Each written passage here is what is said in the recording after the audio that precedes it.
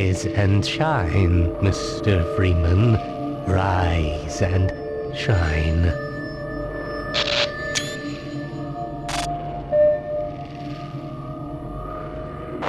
Valve was one of the most important PC game developers of the late 90s and 2000s. They're responsible for several hit games and franchises, particularly in the first-person shooter genre, the Source Engine, and Steam, the largest digital distribution platform for PC games. Nowadays, it's hard to even refer to Valve as a game developer since they've shifted focus to maintaining Steam and creating hardware. But their games are still considered some of the absolute best PC games around. And when you think Valve, the series you most likely immediately think of is Half-Life. Half-Life is widely labeled one of the greatest video game franchises ever created, and certainly one of the most influential first-person shooters to ever hit the market. With several games released from 1998 through 2007, a sub-series set in the same universe known as Portal, and a plethora of official and unofficial mods. But the series has laid dormant for years, leaving the game's universe and storyline in an eternal cliffhanger and fans wondering when Valve will give them the finale they wanted. What is it about Half-Life that makes it so beloved, and why did it leave such an impact on the people who played it and first-person shooters for years to come? In this retrospective, I'm going to be looking at the entirety of the Half-Life series, including Half-Life and its expansions, Half-Life 2 and its episodes, and Black Mesa, assuming the final release comes out on schedule and I have enough time to look at it. We begin, of course, with the original Half-Life, but before we talk about that, we need to briefly look at the history of first-person shooters. While FPSs have roots in games as early as the 70s, it wouldn't be until 1992 when the first modern FPS came out. Wolfenstein 3D, developed by id Software and published by Apogee. Not only was it a critical and commercial success, but it established several tropes that would be used in later shooters, including maze-like levels, a tough guy protagonist, fast-paced action, and heavy violence. The success of Wolfenstein would lead to more FPSs being developed, including id Software's Doom, Bungie's Pathways into Darkness, and Apogee's Duke Nukem 3D. These more or less followed the Wolfenstein style, both in terms of gameplay and art direction. While the game allowed for three-dimensional movement, everything from enemies, objects, and room textures were 2D sprites. Because of the limitations of the era, fully rendering an FPS in 3D was nearly impossible, so game designers used techniques to provide the illusion of 3D, such as raycasting for showing distance through lighting and digitizing 3D models to 2D sprites. As hardware became more advanced, however, real-time 3D rendering became easier, and the first fully 3D shooters began to hit store shelves. The first was Descent, developed by Parallax Software and published by Interplay in 1995. You piloted a spaceship with a 6 degrees of freedom movement system, where you could control X, Y, and Z axis movement, as well as roll, pitch, and yaw. It was graphically a huge step forward, using polygons to create environments and enemies, and portal rendering to only display polygons visible to the player. But it also allowed the player to travel wherever they wanted thanks to the spaceship that didn't restrict the player to the ground. Descent is far from a traditional FPS, however, and the full 3D shooter game that would truly redefine the genre was Quake, developed by id Software and released in 1996. The game integrated dark fantasy, medieval, and industrial themes and featured a human protagonist invading other dimensions and fighting monsters. While the gameplay was mostly unchanged from Doom, the real-time 3D engine was revolutionary for shooters. Quake offered full 3D gameplay without sacrificing performance, and if a player had a 3D accelerator video card, the game looked even better. This sparked a wave of 3D first-person shooters, including Unreal, developed by the company now known as Epic Games, and GoldenEye 007, developed by Rare. And of course, the game of the hour, Half-Life. The game was the first developed by Valve Software, founded in 1996 by two former Microsoft programmers, Gabe Newell and Mike Harrington, both of whom previously helped design versions of Windows. The company, based in Kirkland, Washington, hired several other game designers that had varying degrees of experience in the industry, including developer Ken Birdwell, art director Ted Backman, sound and music designer Kelly Bailey, and story writer Mark Laidlaw. The team got to work on a sci-fi horror FPS built on the Quake engine, which Valve had acquired a license to use. though Valve extensively modified the engine to add features like better artificial intelligence, skeletal animation, and support for Direct 3D. This engine was dubbed Gold Source and was used for Half-Life and its subsequent expansions. Their next task was to find a publisher, and it took them a while to find one that was willing to gamble on the young company. Luckily, they found one in Sierra Online, the studio known for their graphic adventure games like King's Quest and Leisure Suit Larry. Sierra wanted to expand into the FPS genre, and Valve seemed like the right studio for the job. Valve designed concepts for an FPS codenamed Quiver that would put more emphasis on narrative and puzzles as opposed to just focusing on violent, high-intensity action. According to Newell, the team was tired of what they referred to as shooting galleries, or shooters where there's no real plot, just levels to traverse and enemies to kill. They believed that an FPS could tell a story over the course of the game while still delivering on the thrills expected of the genre. The game, now titled Half-Life, was teased to the public in mid-1997 with a showing at the E3 Expo that year and a projected release date of the following November. But Valve decided that their current build wasn't cutting it, so they scrapped what they had and started over from scratch. They had the technology in place, but the game's levels and mechanics just weren't that fun, so they delayed the game to try again, which might have financially killed the company if Newell and Harrington weren't already rich with that sweet Microsoft money. Valve kept refining their game until finally in late 1998 it met their standards. Half-Life was released for Windows on November 19, 1998 in North America. And what did Nintendo release in Japan only 2 days later? Ocarina of Time, another title that's been called the greatest video game ever made. That isn't really relevant in any way, but I find it interesting nonetheless. Half-Life would later be released on Steam alongside its expansion packs, which are the versions I'll be playing for these videos. The Steam releases support higher resolutions, but otherwise they're the exact same games, and they work pretty well on modern hardware. They also include the high-definition models designed for Half-Life Blue Shift, but for reasons I'll explain in my Blue Shift video, I'm not going to be playing with these models on. Half-Life received critical acclaim, earning over 50 Game of the Year awards and often being cited as a turning point for the FPS genre, but over 20 years later, does it still hold up? There's a lot to talk about, so let's start with the story, and I'm going to be spoiling the entire plot, so spoiler warning. Half-Life begins on an unspecified date in the year 2000-something. The time frame of Half-Life's events is fairly ambiguous, but the most likely date when the game starts is May 16th of a year between 2000 and 2009. It doesn't matter too much because, as you'll see when we get to Half-Life 2, continuity wasn't Valve's top priority.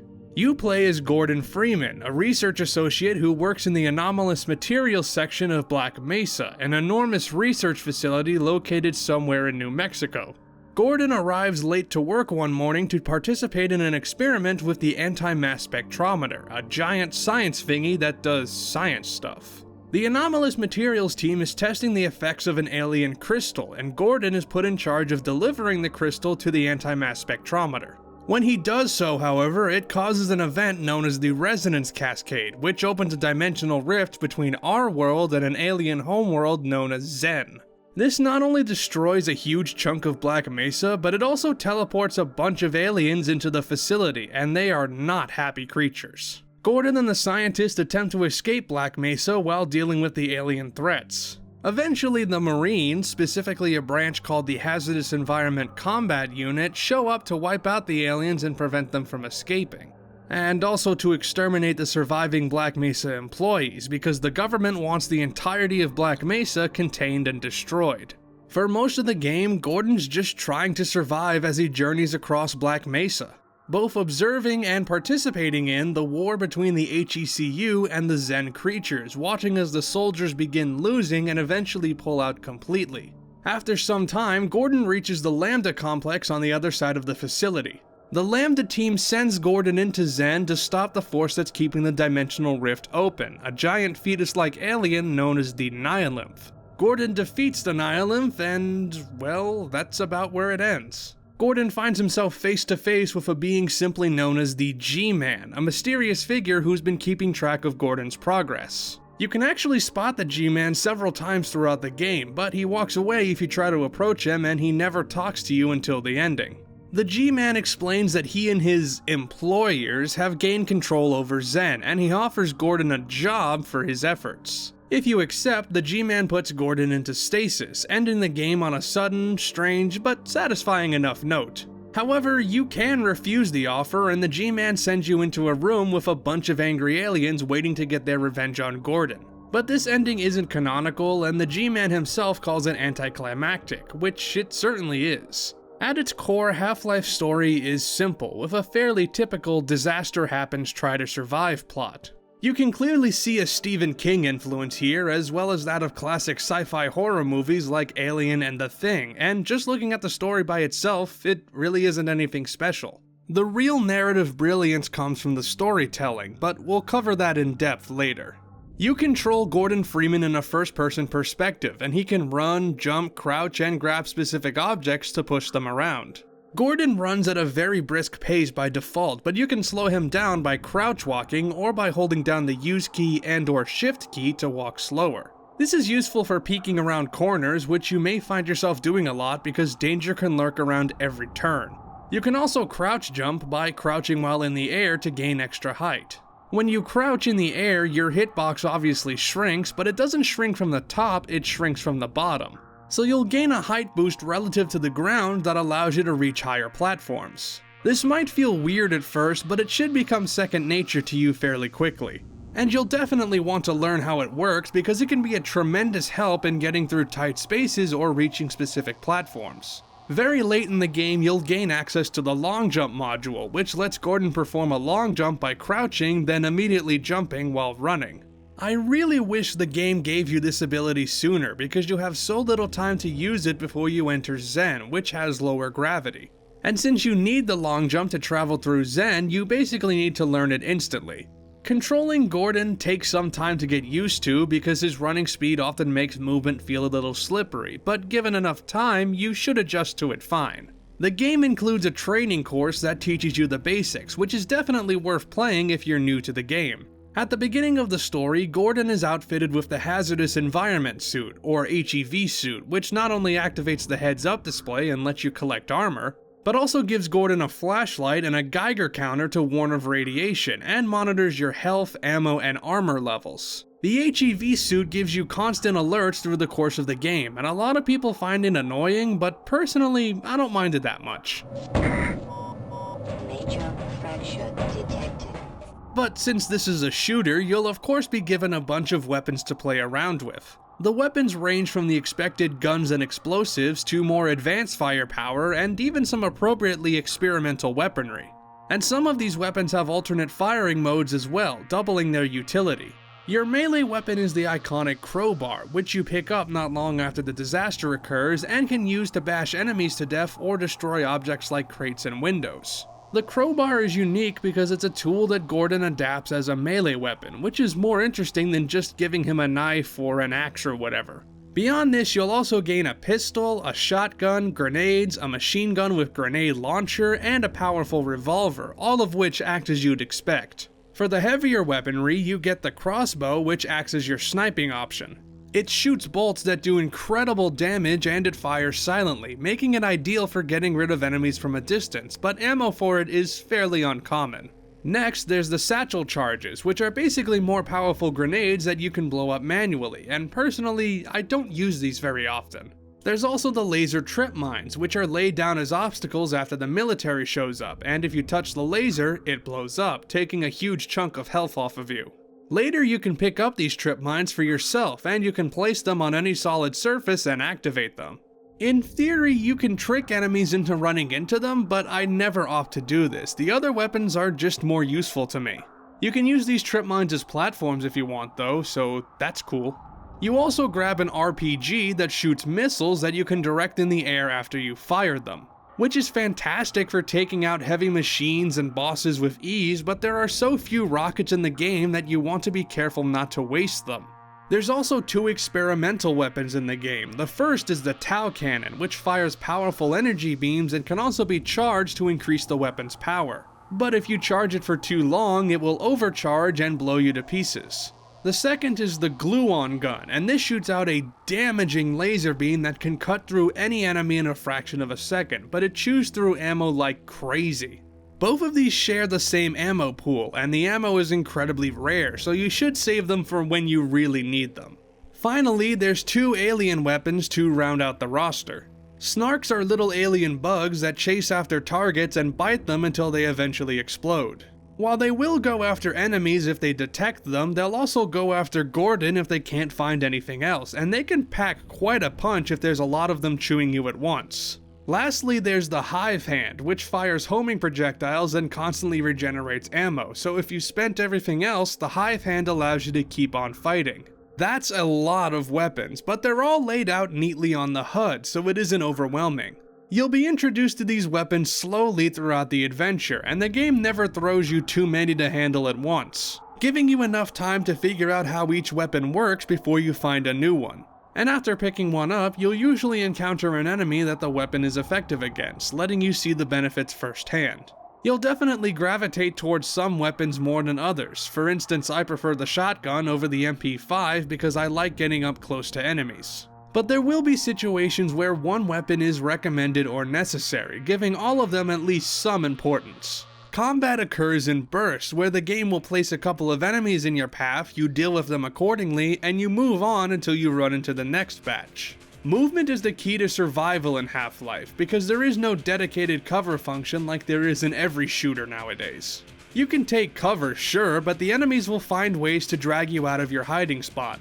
It's very fast paced, and yes, it often devolves into just pointing your gun and shooting, but the game still manages to make every fight feel like it matters. That's mostly because resource management is a huge part of this game. You'll find health and ammo recharge stations every so often, medkits and batteries in the field, and plenty of ammo caches lying around, not to mention boxes which contain hidden goodies. Still, if you aren't careful, your resources will dwindle fast. Half-Life isn't a super hard game, but if you aren't anticipating something that's around the corner, you'll quickly run out of health or ammo. And if you aren't adapting yourself to the combat and thinking about how enemies will react, then a lot of your shots will miss or go to waste. If you end up dying, the game loads a previous save, but relying on the game's autosave isn't the best idea. There's just too few points where the game autosaves for my taste, but you can easily quick save with the push of a button and load that save just as easily.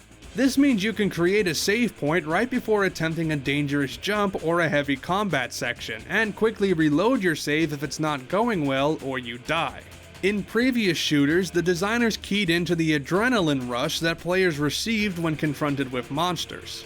The high-intensity gameplay makes you feel like a badass and tells you that even though it might be difficult, you're always capable enough to face the enemy threat. Half-Life does something similar, but instead of giving the player a power rush, it gives them a constant state of fear. You know that you're capable of dealing with enemies since you have the firepower to do so, but the game never allows you to become complacent. You don't feel like a badass, you feel like a normal person thrust into an uncomfortable environment and forced to survive. No matter how far in the game you are, every enemy poses a threat, and you need to learn how each one behaves in order to deal with them effectively.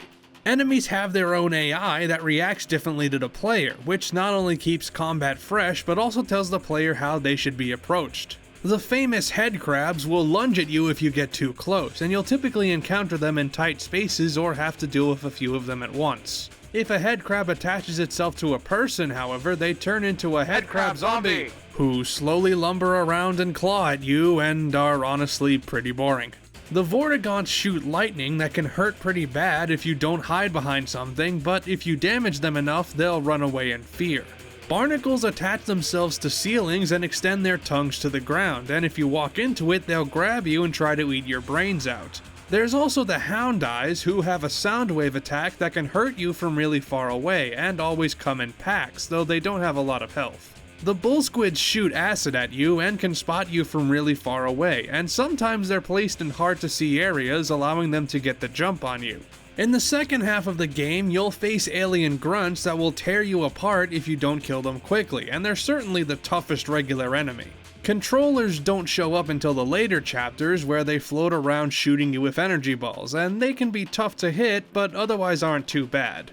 Finally, the aquatic ichthyosaur chases you down if you enter the water, and they can move pretty fast, making them probably the scariest enemy in the game. Aside from the aliens, the enemy you encounter most often are the HECU soldiers, who fight you with machine guns, shotguns, and grenades. They're more organized than the aliens and will use a variety of techniques to take you down, including flanking attacks, covering fire, and using explosives to flush you out. You'll typically fight a bunch of soldiers at once, so you often have to think about which grunts to attack first and switch weapons on the fly to counter their tactics. You can hear soldiers before you even see them, since they communicate with each other constantly through radio chatter. Recon team, check in.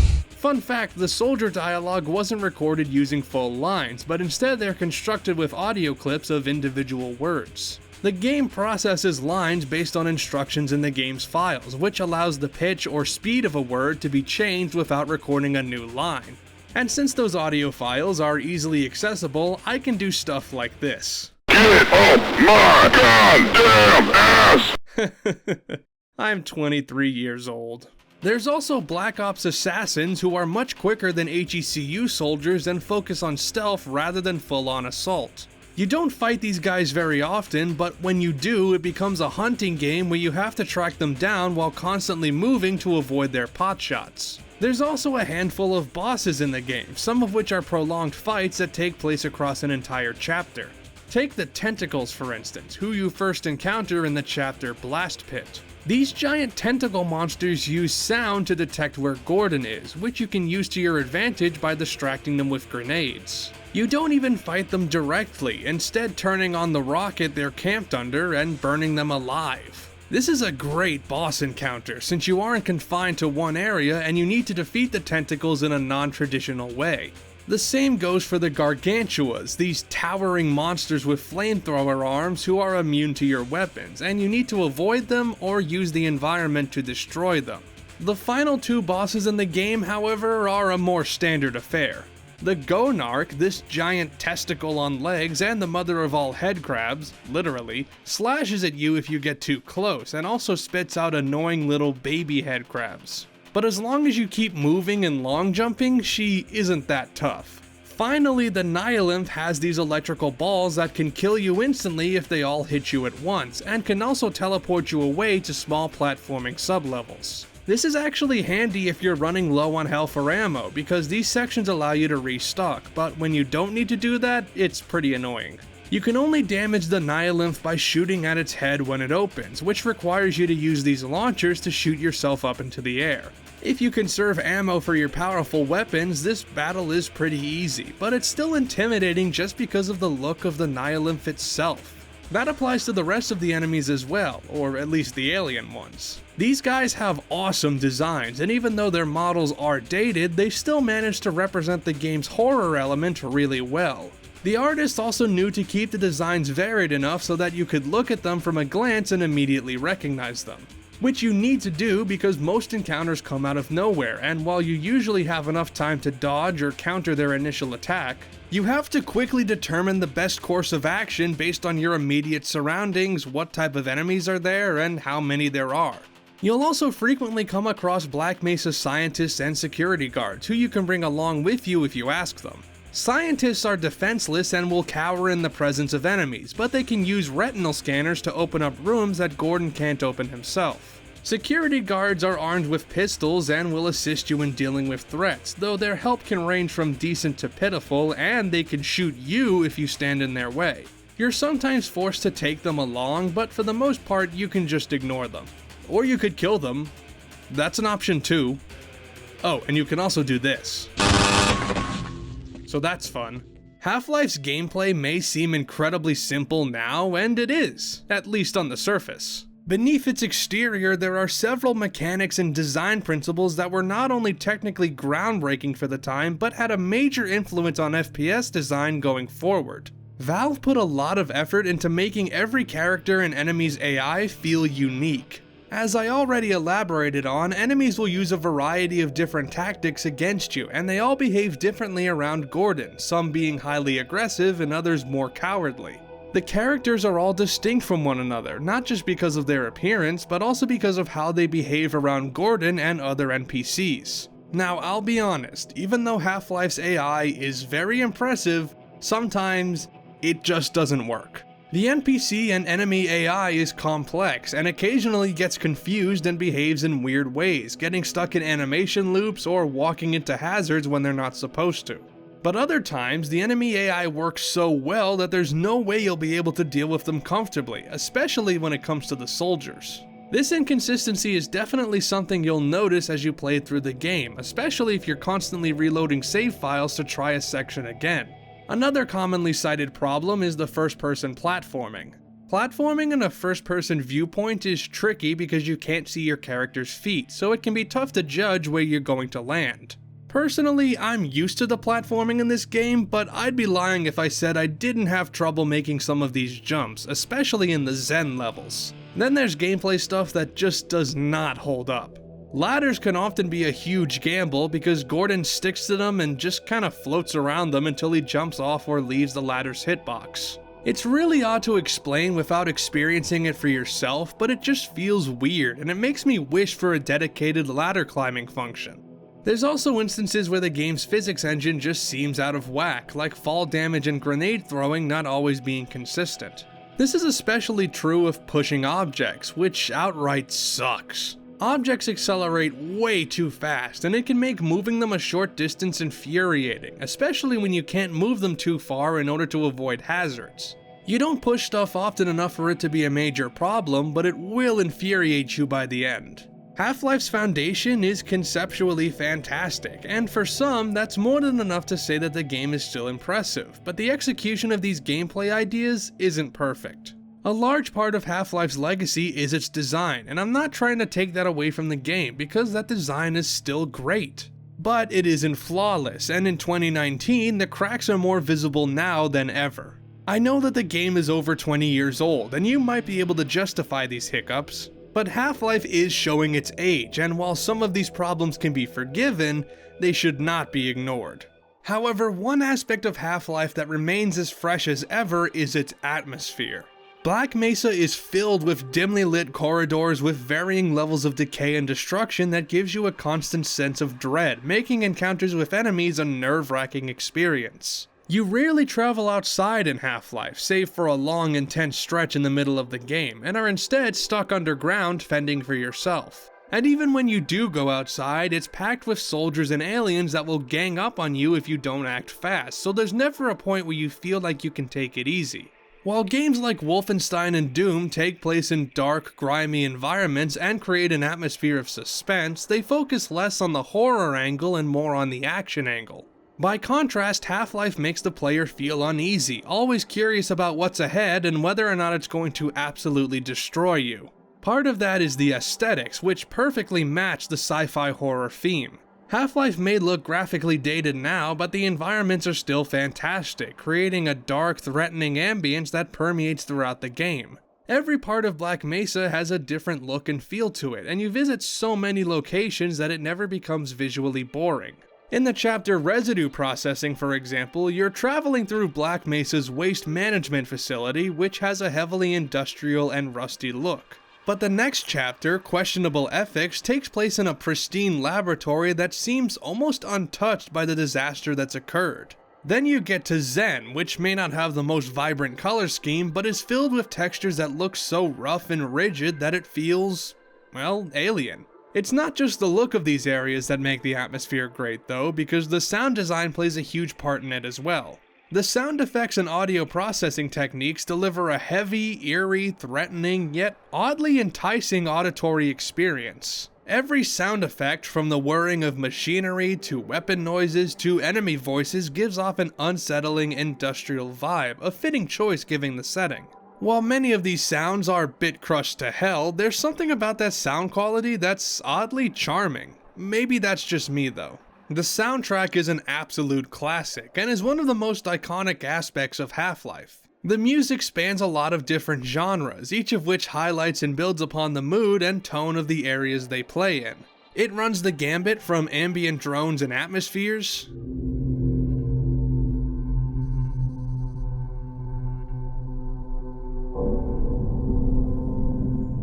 to horror-inspired soundscapes,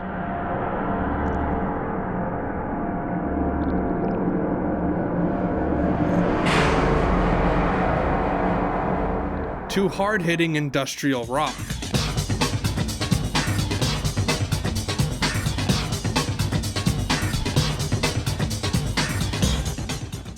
If you listen to the soundtrack on its own, it probably feels disjointed, like a compilation of tracks from several different titles, but they make more sense when you play through the game. These tracks play at specific instances, triggering as the player performs an action or witnesses a significant event, so you associate the tracks with a crucial moment. And because they're so short, they don't interrupt each other at any point. And one thing Valve did perfectly is knowing when and when not to play music. For the majority of the game, all you get is sound effects, which is often enough to generate the required mood for the setting. But when a little more oomph is needed for a particular scene, the game plays an appropriate musical cue to go along with it. All of this combines to make a setting that sets itself apart not just from other shooters, but from other video games in general. Black Mesa's ruined science lab setting may not be unique, especially today, but the detail that went into creating it is still on full display, even 21 years later. It's one of my absolute favorite settings in video games, and I never get tired of exploring it. Half-Life aimed to move away from the traditional 3D FPS level design, which consisted of maze-like arenas filled with heavily connected corridors and enemies abound.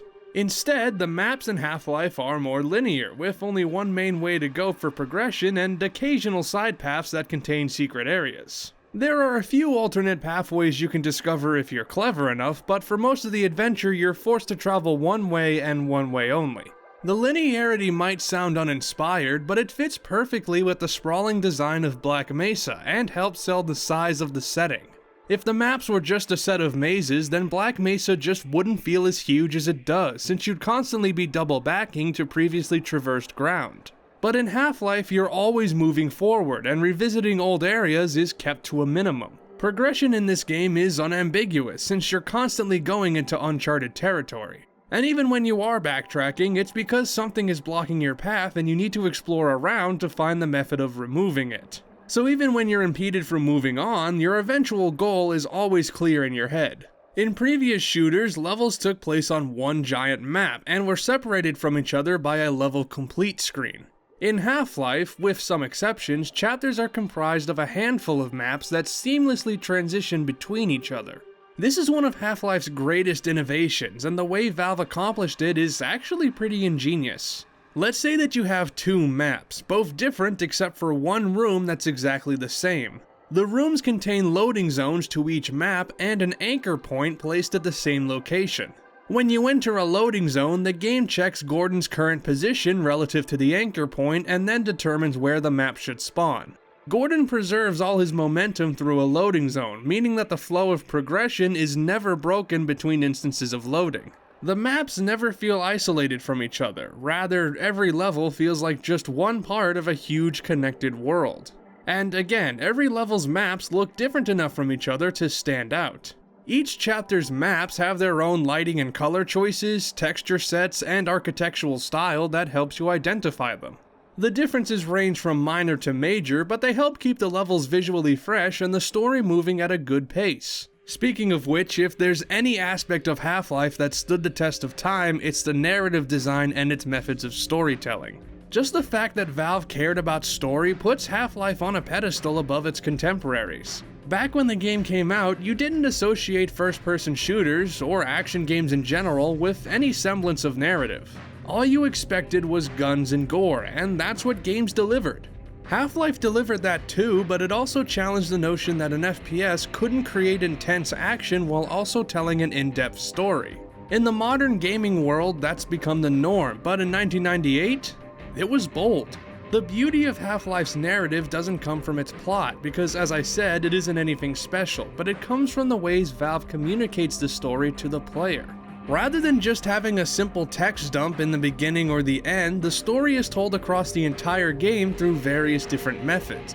Gordon is a silent protagonist, so all the speech in the game comes from the NPCs, and let's talk about Gordon as a character for a moment. The only things we know about Gordon are that he's 27 years old, he graduated from MIT with a degree in theoretical physics, and he's a research associate at Black Mesa.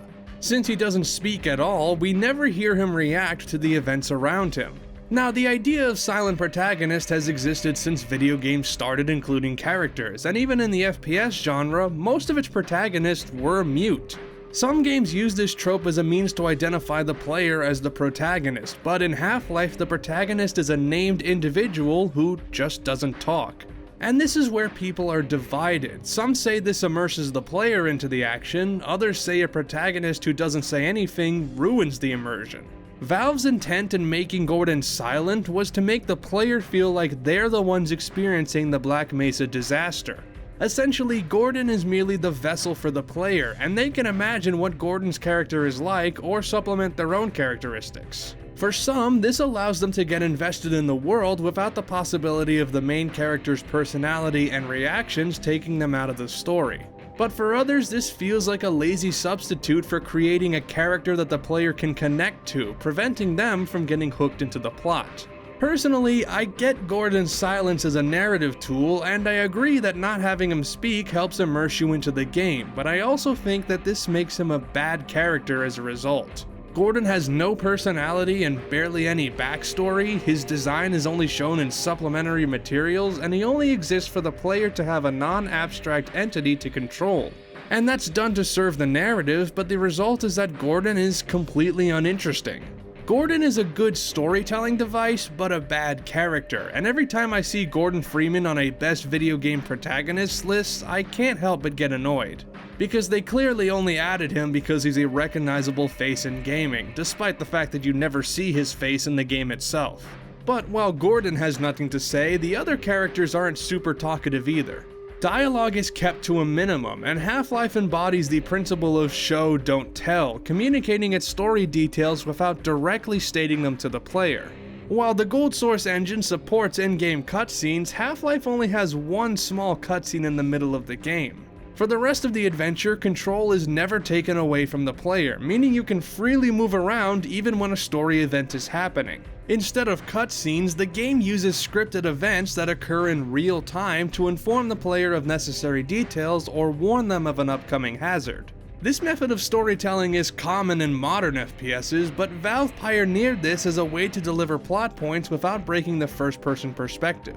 You can argue whether or not this is the best way to tell a story in a video game, because while the traditional cutscene structure removes player control, they also allow for grander storytelling techniques like camera angles, scene transitions, and composition, as well as viewing the player character from a different perspective, which can be more beneficial to the story since the gameplay camera is often placed behind a character's back so you aren't able to see the character's facial expressions. However, there are three aspects of storytelling that Half-Life nails: silent tutorials, player-guided narrative, and environmental storytelling.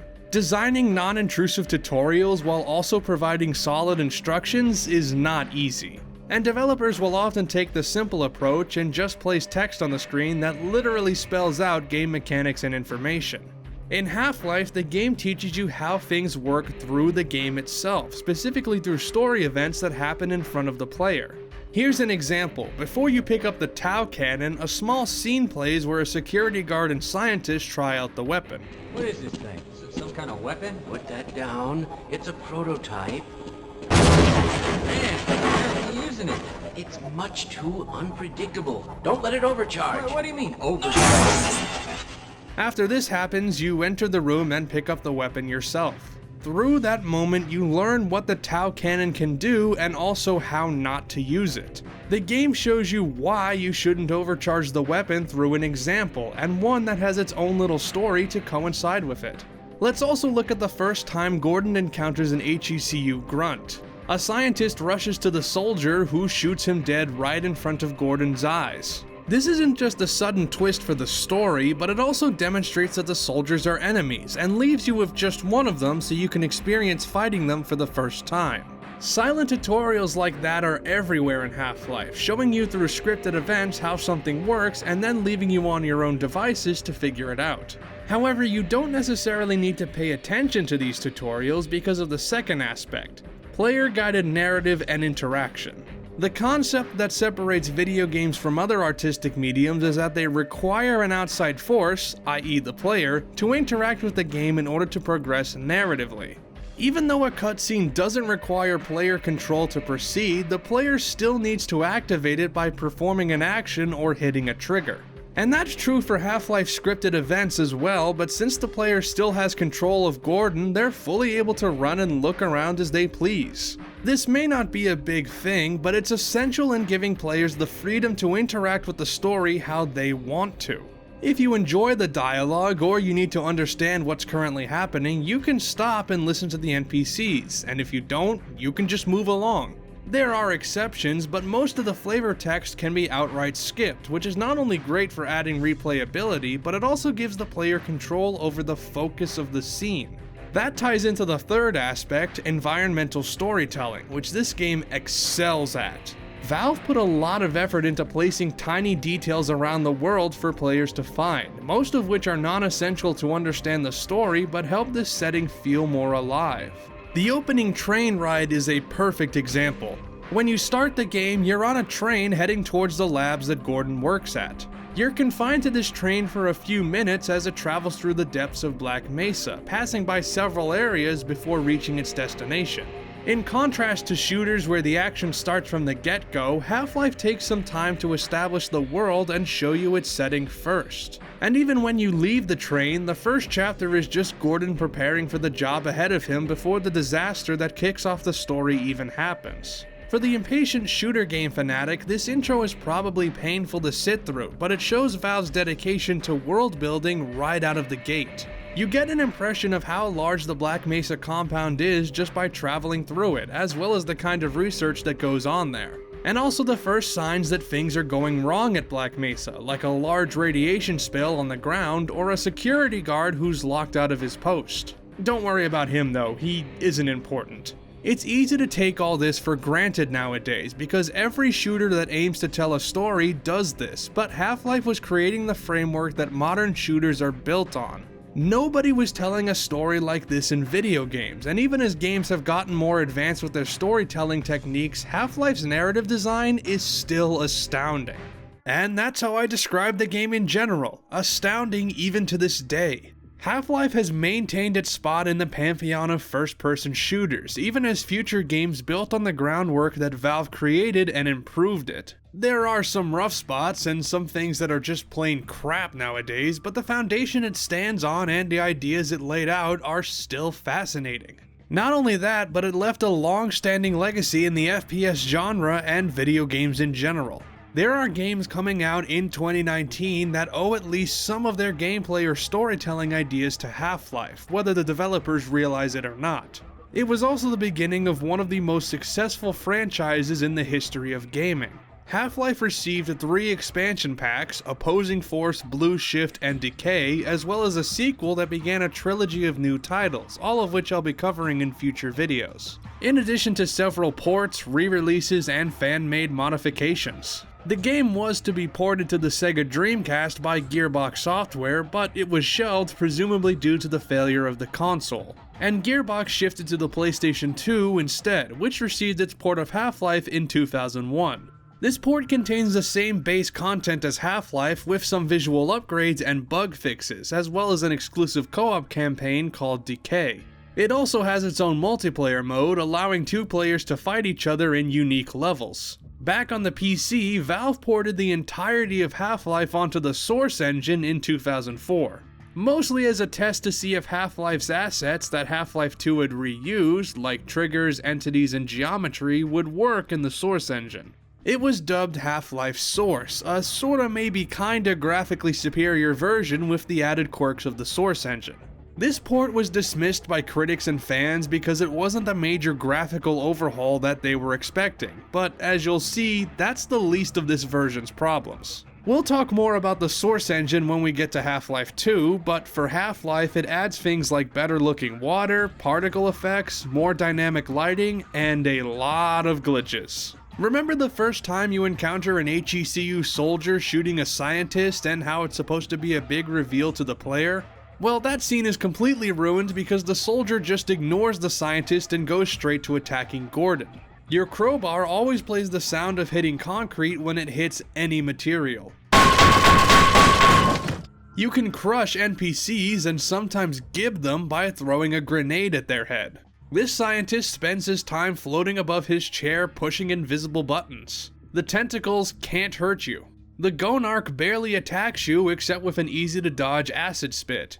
This happens. And you can whack this scientist once and he'll open this door, allowing you to skip the entire We've Got Hostiles chapter with ease. Yeah, Half-Life Source is not a good port, and that's just scratching the surface with regards to bugs and broken features. While some graphical effects look nicer, the game has this shiny look that sometimes looks better and sometimes destroys the atmosphere completely.